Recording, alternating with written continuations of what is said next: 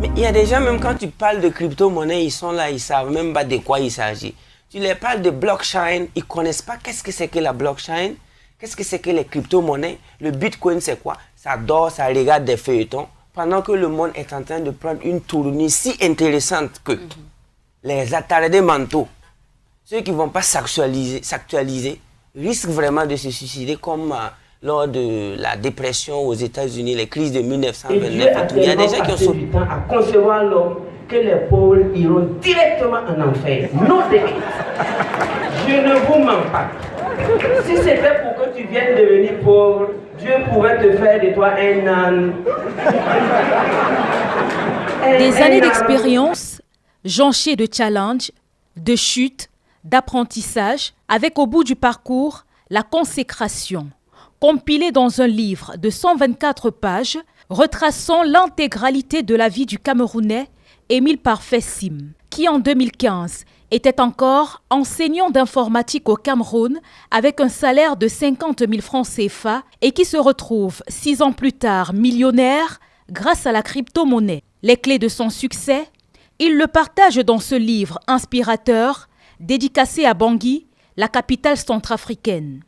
Un événement culturel d'envergure, parrainé par le chef de l'État, le professeur Faustin Archange Touadéra, qui y a vu une opportunité pour la jeunesse centrafricaine de se lancer dans l'entrepreneuriat au moyen de la crypto-monnaie. Quand il m'a proposé cela, et avec le livre, il m'a expliqué un peu son parcours d'enseignant d'informatique, et à la fin, il a commencé à travailler dans ce processus, et ça lui a valu sa situation actuelle. Il était séduit par cela, et surtout qu'il a voulu décrire cela dans un manuel qui pourrait intéresser beaucoup de gens, et ça m'a plu de venir assister et de l'encourager.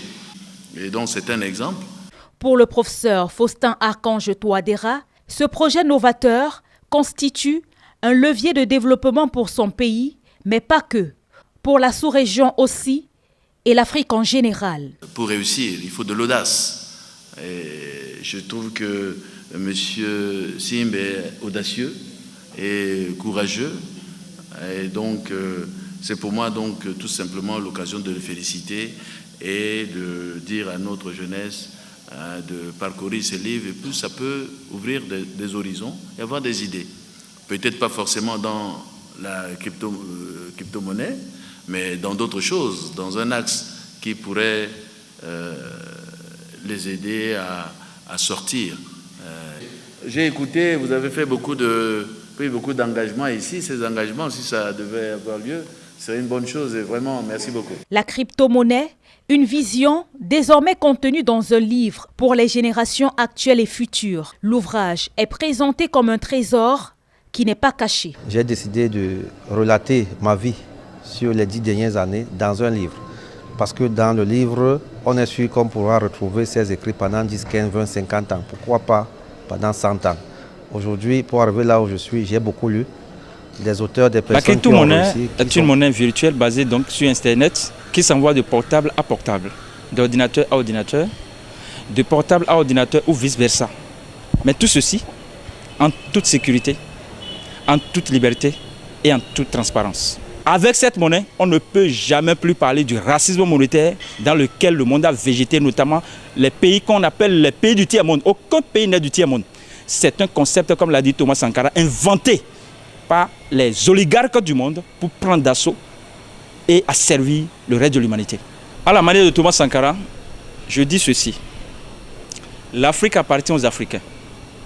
Et si Pharaon n'a pas laissé les filles d'Israël partir, mais que c'est les filles d'Israël eux-mêmes qui se sont battus, Dieu aidant, pour quitter l'esclavage pharaonique, ce n'est pas les Français qui vont libérer l'Afrique. C'est les Africains qui vont se mettre ensemble pour libérer l'Afrique. Et aujourd'hui, en dehors du pouvoir spirituel qui appartient 100% à Dieu, celui qui a le pouvoir économique sur la terre a tous les autres pouvoirs. Voilà pourquoi j'appelle tous les Africains, tous les Afro-descendants à s'intéresser à l'arme qui permet de renverser aujourd'hui la France-Afrique et la mafia-Afrique, qu'on appelle la crypto-monnaie. Car avec cette monnaie, fini le nazisme monétaire, fini la dictature monétaire, fini le totalitarisme monétaire, fini l'aristocratie monétaire, la monarchie monétaire, fini tout ce qui empêche l'Afrique de se décoller. Pourquoi? L'Afrique est le continent qui a le plus de richesses. Mais ces populations sont les plus souffrantes au monde. Amalgame, il y a quelque chose qui ne va pas. Ambiguïté. Donc nous devons lever les équivoques. Et aujourd'hui, pour lever les équivoques, on n'a pas besoin des agrégés. On n'a pas besoin des doctorants ou des docteurs. Non, l'Afrique n'a pas besoin des salariés. L'Afrique a besoin des investisseurs et des propriétaires de systèmes.